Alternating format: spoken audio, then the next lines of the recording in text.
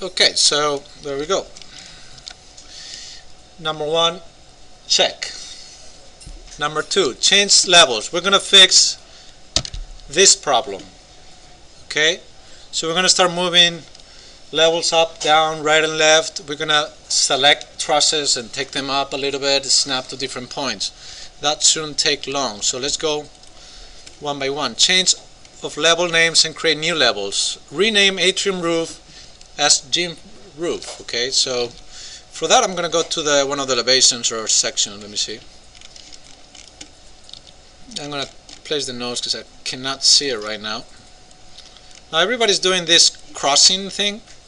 You shouldn't do that. Make sure that you drag all these 2 points always to the end of the text, and if you need more space, so you align where you give yourself space. You don't want this. I don't like it vertically. I like it in diagonal, but I like that the text always is held by this horizontal line. And I like also that from each of these you also create the same diagonal here and here, so this will be wrong. Okay, so you can select one and move the points, and you see how it snaps to the bottom. So now you know that this is properly placed, the same angle for both, or at least almost the same. Let me kind of finish the recording and we go.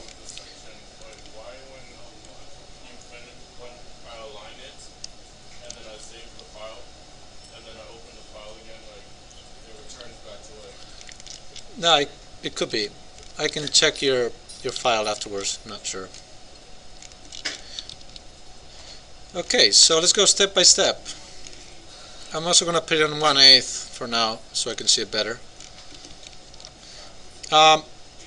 Atrium roof is actually going to be the gym roof. So atrium roof is going to be the gym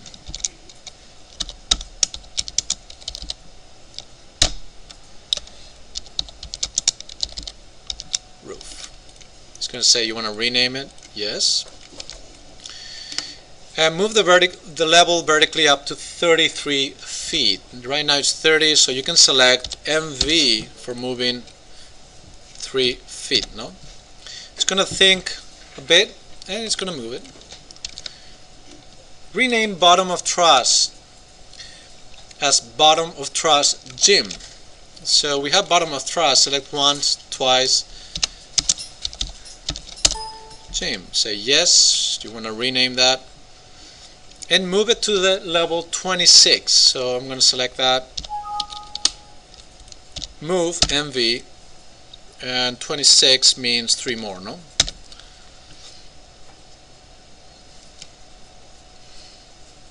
Now this one is going to take longer because there was something depending on that level. The bottom of the trusses. Remember when we created trusses, we say, hey, start in this level. That's why it's taking a little bit longer. By the way, if some of your levels, depending on the section, for example, this level 3, I really don't care if it's here or not, because it's going to talk about the lab. So you can always select and hide element in this view, so it's clean. It's going to show in the other elevations or sections, so it doesn't really matter. Create top of parapet gym at 36 feet. So I'm going to say 36 means, copy this one, 10 feet up. Select, I'm going to make a nose there. I'll take that one down.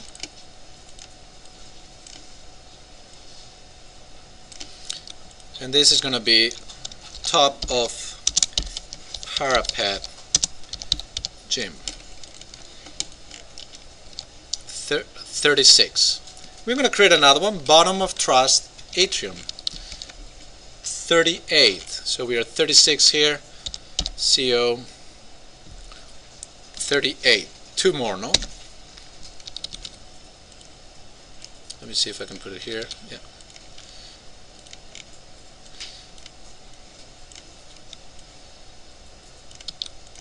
Nose. Now I'm doing this. You probably shouldn't even care too much about this, because again, not all of these views are going to be these elevation levels are going to be shown in this plan. After all, they should talk about the building that we have right in front of them. So we're going to start hiding them in the next steps carefully. So level 14 is actually the bottom of truss atrium, no? So I'm going to click once, twice, bottom of truss atrium. If you move that one, you can move this one too. Okay, same angle, it looks nice. Okay, so you double check again. 33 gym roof, 26 bottom of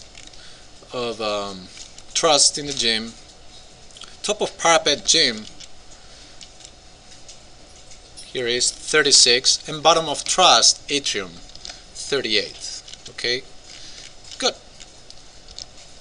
Select gym trusses and assign constraint to bottom of truss gym. So basically we want to move the trusses up and down. Okay, so in this sense I'm going to go to the 3D model, and we want to move all the trusses from the gym, and we're going to assign that constraint to be the bottom of truss for the gym. So in order to do that, be careful not to select, for example, if I tap here,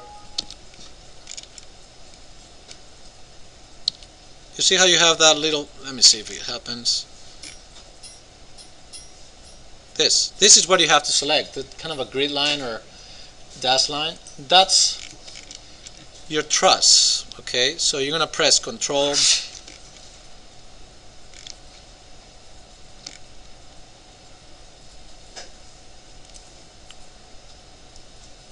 Control, Control, Control, Control, Control. You rotate and you select the last one here. Be careful not to select other elements. Come on. Control. Now this one, I go to the parameters and I say the reference level is going to be bottom of truss gym. And he moved up a little bit. Okay, I actually, because I renamed them, that's correct. Now the next step is select atrium trusses and assign constraint to bottom of truss atrium. So it's a little bit of the same. We select the atrium trusses. We wait for the dash line. Control, Control,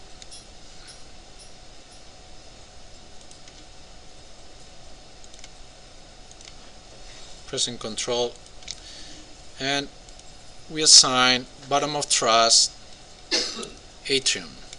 Now here it says -12. You should place that to 0. Okay, apply. And these trusses are going to move up.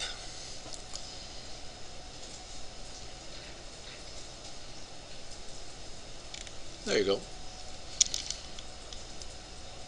Now obviously the columns have to be rearranged. So what I'm going to do first is select the columns. Now it's selecting all of them. I don't want to select, but you can press Shift here and deselect these guys. And you can press Shift to deselect those and Shift to deselect those in the middle. So basically you're selecting only the columns that are in the atrium, no? And we need to move what? The top constraint to be not bottom of truss gym, but bottom of truss atrium, no? Apply, and they should all move up.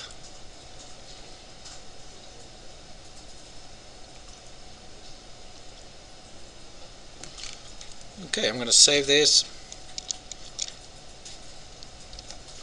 Okay, select atrium columns and change top constraint. This is what I just did. Select gym wall in the 3D view and change top constraint to top of parapet. Basically, if I go, I think it's my section 2. No, section 1.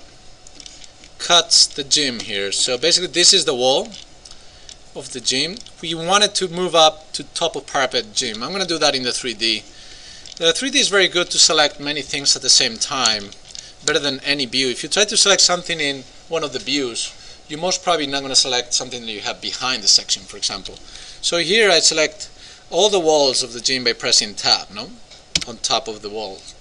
And now I can say top constraint, not level 3, but top of parapet gym. No, it's going to move up. Save. Good. See next page. Basically, we're going to create now the floor slabs for the lab. Okay. Let's go and rotate here and see how the lab looks. We're going to create a floor here, rectangle, and we're going to create another little floor over here because we need a floor there as well. And afterwards we're going to duplicate or copy and paste multiple times. To do that, I recommend first of all going to the section, make sure, probably the other section. Let's go to the lab. We need to create a floor. Let me go to fine. We need a top level 2, another one in the level 3, etc., up to the roof level. No, and they have to be right exactly on top of the beams. No, so level 2. And as I say here, first of all, we're going to select the 3 inches lightweight concrete on 2 inches metal deck. Okay, we're going to create an offset of 8 inches. That's very important. So we're going to go to floor, structural. We're going to create rectangle, 8 inches. Okay, and we want lightweight concrete on 2 inches double. If sometimes this one changes again, so make sure that you have 8 inches there. You're going to select, by the way, if you have this like bast type of lines, you can always say TL for thin line stance. Okay, now you can really make sure you're pressing on the grid and counter. Come to this point. Now don't worry if it doesn't touch the facade, that's intentional, so you say okay. Let's go back to that section and see what we did. We did that. Now you can put thin lines again every time so you can see it better. That's not the section. Here. So thin lines. What's the problem here? This is our wall, our floor, and this is our beams. We have to do what? We have to take all those beams and offset them down 5 inches, which is what the floor measures. You go, but first of all, before that, I'm going to go to a level 2 and create another like floor slab here. So I'm going to go floor, structural. I'm going to say 8 inches, lightweight, rectangle. Here's where it changed again. Be careful with that. 8 inches, and I'm going to go to the grid lines and grid lines. I'm going to skip once only, or even 2, but I'm going to change. I'm not going to say OK, because I know that my floor here, it finishes in this line. So I'm going to align this guy to this line. So the line tool is very, very important. You use it in Revit a lot. The shortcut is AL, and you select first where you want to send the second selection. You can either lock it, but I normally don't lock it because it creates problems in the future, or not, depending on how much you're changing. I'm just going to say OK. And we have, as the 3D shows, another floor here as well. Okay. Now remember that these beams have to be taken down. So for that, I'm going to do it from the front view here.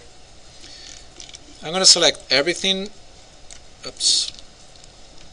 So here's one of the classic problems. I selected by mistake this facade and tried to drag it in, and I move it. It could give you problems, so be careful you do it correctly. You select all of this. I know that I'm selecting extra things, so be careful. You don't want the floors. You only want to change the structural framing, and you want to change this to -5 inches. I'm going to copy, paste right underneath, and say apply. It should move all of these guys down, and to check it, I'm going to go to the section 2 and make sure that your beams are exactly underneath your floor. Okay? I'm going to stop it there.